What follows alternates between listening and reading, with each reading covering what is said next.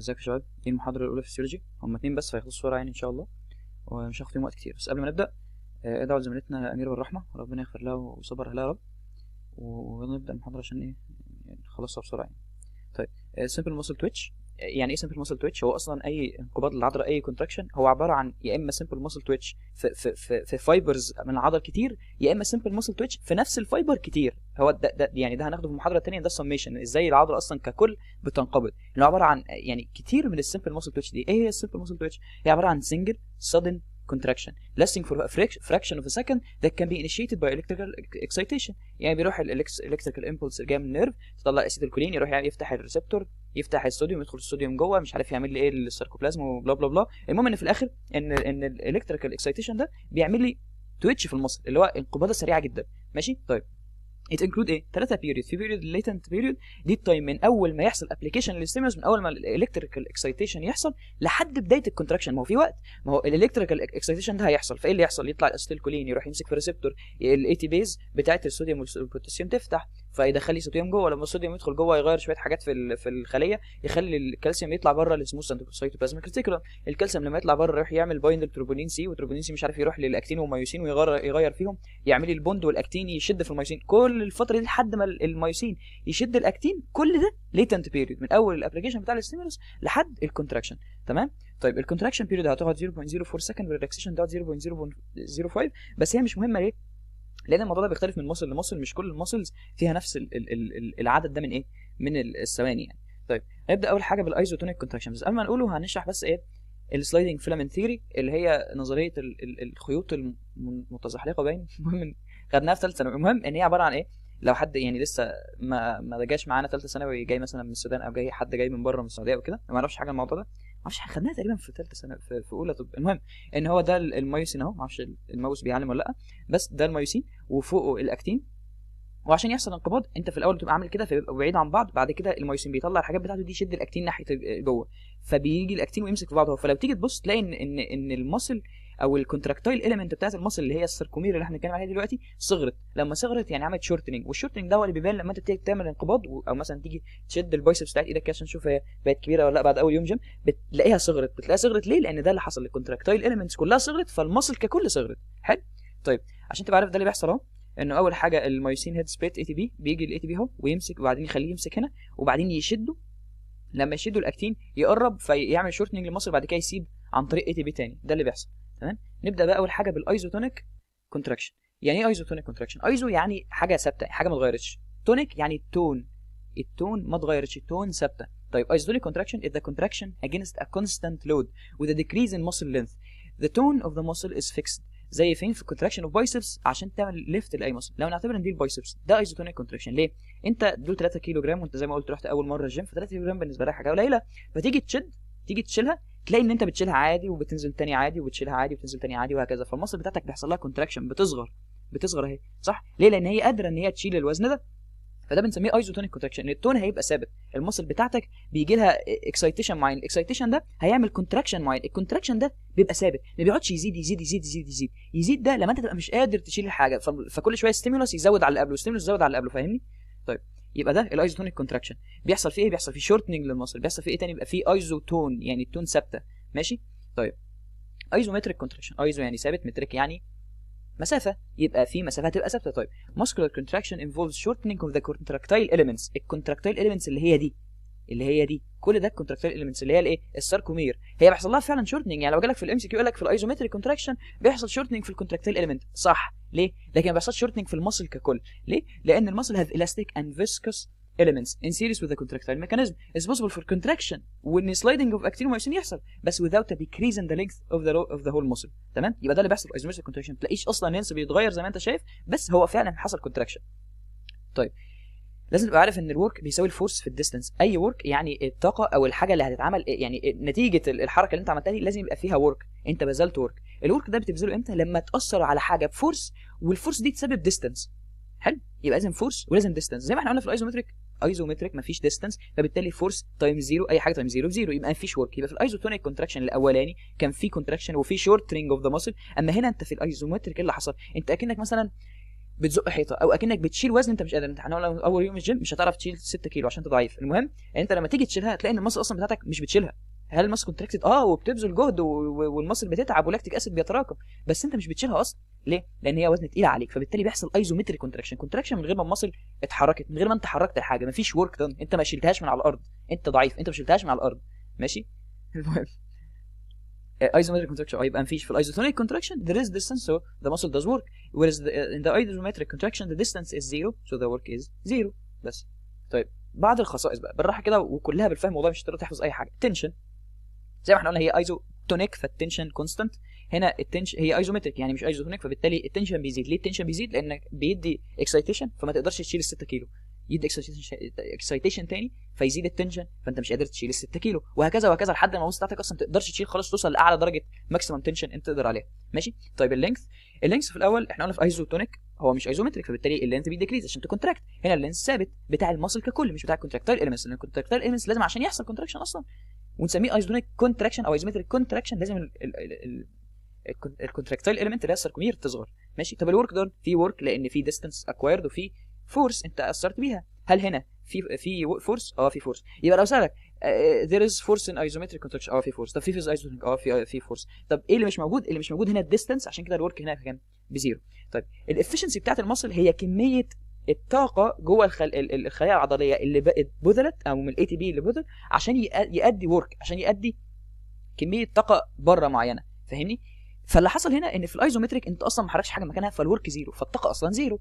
يبقى مهما كانت الطاقه اللي انت اثرت بيها جوه الخلايا العضليه الافيكاسي مش موجوده. ليه؟ لان الافيكاسي بتساوي الورك على الانرجي، واحنا عارفين ان الورك في الايزومتريك كونتراكشن مش هنقول زيرو عشان مفيش حاجه اسمها زيرو على حاجه، بس احنا ممكن نقول ان هو قليل جدا جدا جدا جدا لدرجه ان الافشنسي بقت قليله جدا جدا لدرجه ان هي قريبه من الزيرو. فهمت؟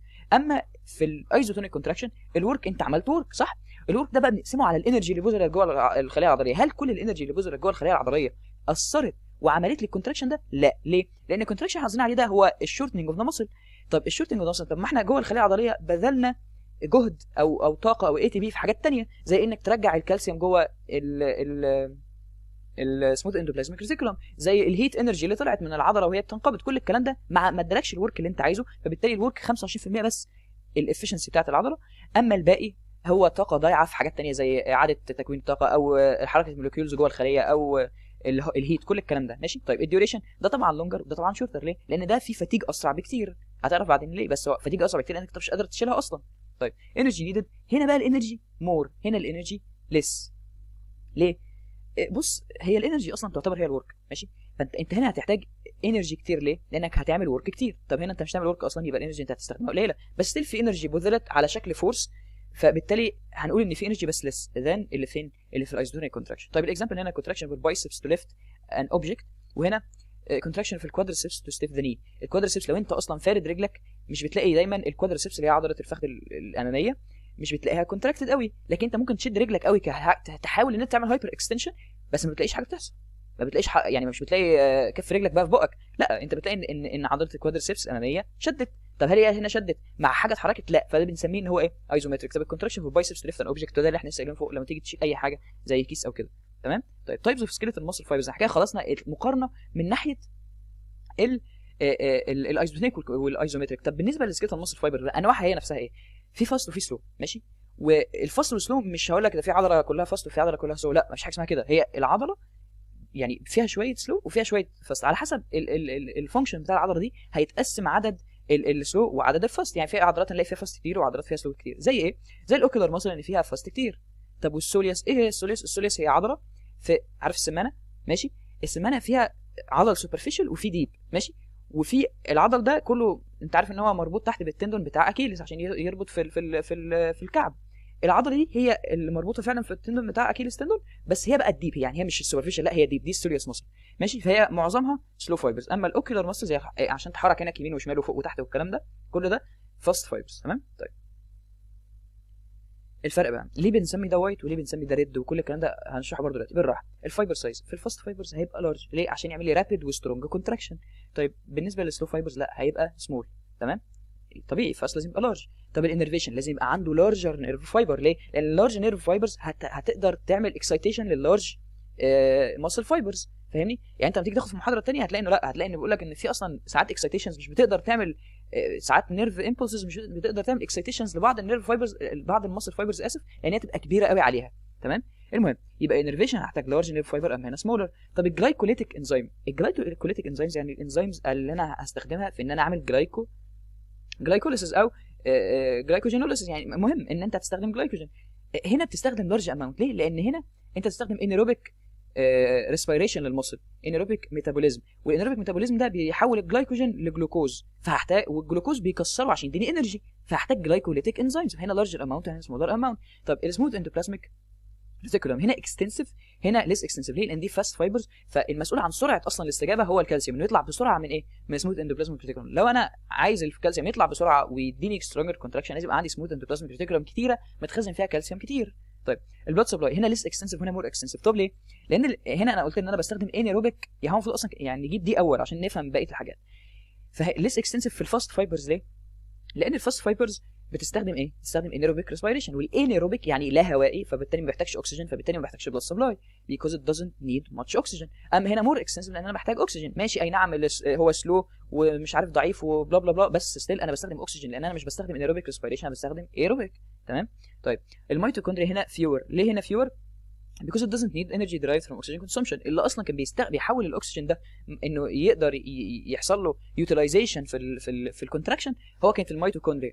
طب انا هنا مش بستخدم اكسجين اصلا، يبقى انا مش عايز ميتوكوندريا كتير. تمام؟ المايجلوبين هو المسؤول عن انه يدي يحول الاكسجين اللي جاي من الريد بلاد سيلز جوه العضله، وهنا انا ما بستخدمش اكسجين تاني لان ده انيروبيك ريسبيريشن او انيروبيك ميتابوليزم، فبالتالي مش هلاقي مايجلوبين. ونتيجه ان ما فيش مايجلوبين ولونه احمر يبقى الوايت فايبرز هتبقى هي الفاست اللي فيها انيروبيك، لان هنا هيبقى بستخدم لارج اماونت من المايجلوبين عشان عايز اكسجين كتير عشان ده ايروبيك ميتابوليزم، فبالتالي سلو فايبرز هيبقى لونها احمر نتيجه وجود المايجلوبين الكتير. تمام؟ طيب هنا كونتراكشن قلنا ادابتد فور فيري رابيد انتنس كونتراكشن وعن طريق انيروبيك ميتابوليزم. اما هنا سلو فايبرز ريد فايبرز ادابتد فور سلو كونتينوس ماسل اكتيفيتي عن طريق الايروبيك ميتابوليزم. هنا الفاتيج رابيد عشان ديو تو اكيوميليشن اوف لاكتيك اسيد، اما هنا ديليد. ليه؟ لانك انت حتى لو استخدمت الجلوكوز في ظروف فيها اكسجين الجلوكوز بيتحول للاكتيك اسيد، لا بيتحول لحاجات ثانيه زي الاسيتايل كو اي وحاجات كده بتدخل في كريبس سايكل ويعمل لك حاجات ثانيه مش ضاره على الخليه العضليه. اما اللاكتيك اسيد هو اللي بيسبب اجهاد العضله. اكزامبل مين؟ الاوكيولار، واكزامبل الثاني السوليوس. بعد كده نبدا بقى اخر حاجه وهي السورسز اوف انرجي فور ماسل كونتراكشن. طيب الجزء الثاني من المحاضره هو sources of energy for muscle contraction. الماسل كونتراكشن depends على energy supplied by مين؟ زي اي خليه في الجسم ATP. طيب الانرجي هتبقى ريكوايرد عشان 3 حاجات يعني اهمهم. يعني اول حاجه الوكالون ميكانيزم، وده بياخد فيه موست اوف انرجي. بص انا سرشت في كل حته ما لقيتش يعني ايه وكالون ميكانيزم. يعني انا فكرت في الاول ان هو يعني الحركه العاديه الطبيعيه، بس ما فهمتش. بس المهم ان انا اظن انه قصده بيه اللي هو السلايدنج فيلامنتس ثيري، اللي هي بتاعه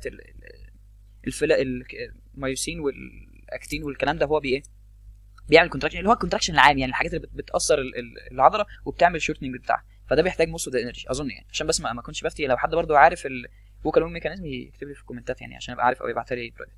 طيب pumping calcium ions from the cytoplasm into the cytoplasmic reticulum، ودي ركز فيها. ليه؟ لانك مش بتحتاج الاي تي بي عشان تطلع الكالسيوم بره الاندوبلازم السموث اندوبلازميك ريتيكولم، ده انت بتحتاجه عشان تدخله تاني جوه. ليه؟ لانك بتدخله باكتيف ابتيك. طب انت بتخرجه ازاي؟ انت اصلا لما بتخرجه ازاي ان الصوديوم لما بيدخل جوه الخليه مع الاسيتيلكولين لما بيمسك في الريسبتور، اول ما الصوديوم بيدخل الكالسيوم بيطلع لوحده بس ماشي.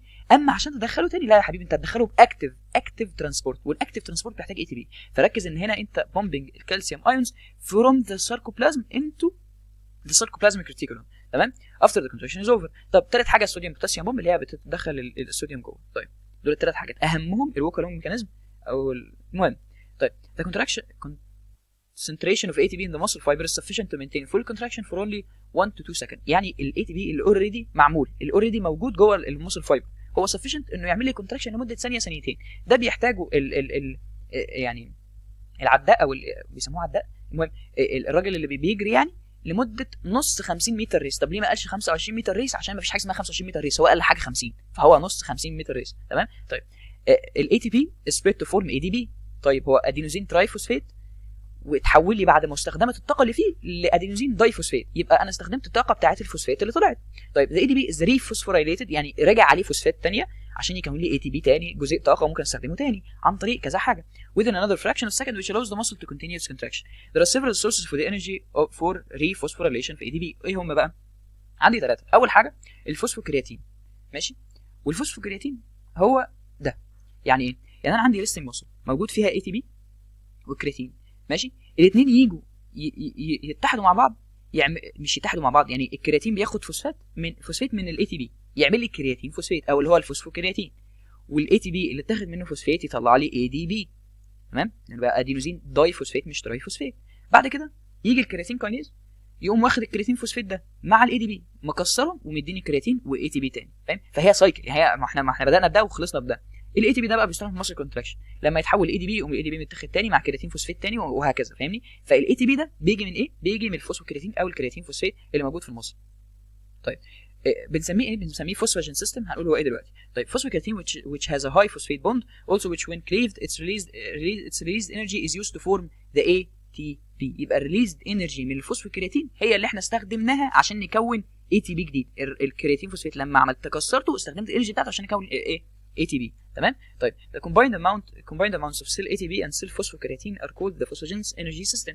يبقى الفوسفوجين انرجي سيستم هو ايه؟ هو الفوسفوكرياتين سيستم ده وكمان الاي تي بي اللي كان موجود جوه الخليه قبل ما اعمل ريفوسفوريليشن اصلا، بنسميهم ايه؟ فوسفوجين انرجي سيستم. The system can provide maximum muscle power for more for حوالي 8 to 10 seconds enough for the 100 meter race. يبقى لو قلنا 10 متر ريس only stored ATP 25 only stored ATP. طب 50 متر الفوسفوجين سيستم اللي هو مين؟ اي تي بي ستور مع الفوسفوكرياتين اللي هو هنا المفروض فوسفوكرياتين مش فوسفوجين، الفوسفوجين اصلا هو الاثنين مع بعض، تمام؟ طيب بيقول لك ان الانرجي فروم ذا فوسفوجين سيستم از يوز فور ذا ماكسيمم شورت بيرست اوف ماسل باور اللي هو الشورت رابيد ريس. يبقى لو جاب لك شورت رابيد ريس ما تقولوش شورت بقى، ده يبقى اللي هو ال 50 متر، فبالتالي يقول له لا يا حبيبي، هو هيبقى الشورت رابيد ريس هيبقى الفوسفوجين سيستم اللي هو الاثنين مع بعض، ماشي؟ الشورت رابيد ريس ده اللي هو اصلا 100 متر، فاهمني؟ طيب دي المعادله اللي احنا قلناها. glycogen lactic acid system. The stored glycogen in muscle can be split into glucose used for energy production. ودي احنا عارفينها اللي هو الايه؟ اللي هو الانيروبيك respiration او metabolism. The initial stage of this process called glycogenolysis مش glycolysis، لان glycogenolysis اول occurs without use of oxygen. يبقى انا هنا بعمل anaerobic metabolism without use of oxygen. يبقى الجلوكوز is then split into two molecules of pyruvic acid and energy is liberated to convert ADP to ATP. ولما يتكون لي ATP اقدر استخدمه كجزيء طاقه. طيب بس خد بالك الجلوكوز لو حصل له سبليت وفي وجود الاكسجين هيكون لي اسيتايل كو اي ومش هيعمل لي لاكتيك اسيد اكيوميليشن زي ما احنا هنقول دلوقتي. In absence of oxygen pyruvic acid is converted to lactic acid. طب لو في اكسجين هيحصل له كونفرجن لمين؟ لاسيتايل كو اي، والاسيتايل كو اي مش ضار على الخليه وبيروح كريبس سايكل وبيؤدي شغله هناك، ماشي؟ يبقى احنا خايفين من لاكتيك اسيد عشان هو اللي بيعمل الفتيج او الاجهاد بتاع العضلات. طب بقى anaerobic glycolysis muscle contraction can be sustained for many seconds and sometimes to up to more than a minute. يبقى انا في الاول قلت ان الاوريدي ستورد 1 to 2 seconds، ماشي؟ وبعد كده الفوسفوكرياتين 8 to 10 second اللي هو الفوسفوجين سيستم، وبعد كده هيوصل لي ل 60 سكند اللي هو ايه؟ more than a minute او يعني اكتر شويه. The rate of formation of ATP by the glycolytic process is about 2.5 times as rapid as the ATP formation in presence of oxygen. يبقى لو في اكسجين كويس جميل مش هيحصل فتيج ولا اي حاجه، بس هيبقى ابطا عشان ايه؟ هيتعامل على انه سلو فايبر مش فاست فايبر. طيب glycogen lactic acid system can provide 1.3 to 1.6 minutes اللي هو قلنا more than a minute. طيب however and in the products of glycolysis accumulate in the muscle cells and limit its capability to sustain maximum muscle contraction after about 1 minute due to muscle cramps. تمام؟ هيحصل muscle cramp هتلاقي عندك شد عضله ومش عارف ايه والكلام ده كله من اللاكتيك acid. Oxidative metabolism ده اخر واحد by combining oxygen with glucose, fats and proteins to liberate ATP. More than 95% of all energy used by the muscle for sustained long-term contraction زي في الماراثون اللي بيقعد اكتر من ساعه ساعتين is derived from this source. يبقى الماراثون طبيعي هيقعد كتير جدا، فما اقدرش استخدم فيه حاجات اللي بتقعدني لا انا هقعد 8 ثواني، لا ده انا هقعد 60 ثانيه، لا ده دقيقه ونص، كل الكلام ده ما ينفعش معايا. لازم اكسجين. الحاجات التانيه ما بتقعدش كتير، ماشي؟ الاكسجين هو اكتر حاجه، الاكسجين هو اهم حاجه، ماشي؟ طيب for periods of 2 to 4 hours بستخدم كربوهيدرات لحد ما الكربوهيدرات يخلص. بعد ما الكربوهيدرات يخلص ببدا استخدم الفات. يبقى ميني اورز هستخدم مين؟ الفات. زي ما كنا بنقول برضو في اسمه ايه؟ جلوكوز هوميوستاسيس في الاندوكراين. مش قال لك ان لما في اول يومين كده ولا بتاع مش عارف بنستخدم الجلوكونيوجينيسيس، لا بنستخدم بلا بلا بلا، بعد كده بنبدا نستخدم الفات لان الكربوهيدرات بتخلص. طب ما هي هتخلص هنا بسبب الجري، انك انت سرعت بس في حرقها، تمام؟ بس هو ده اللي قلناه يعني. بس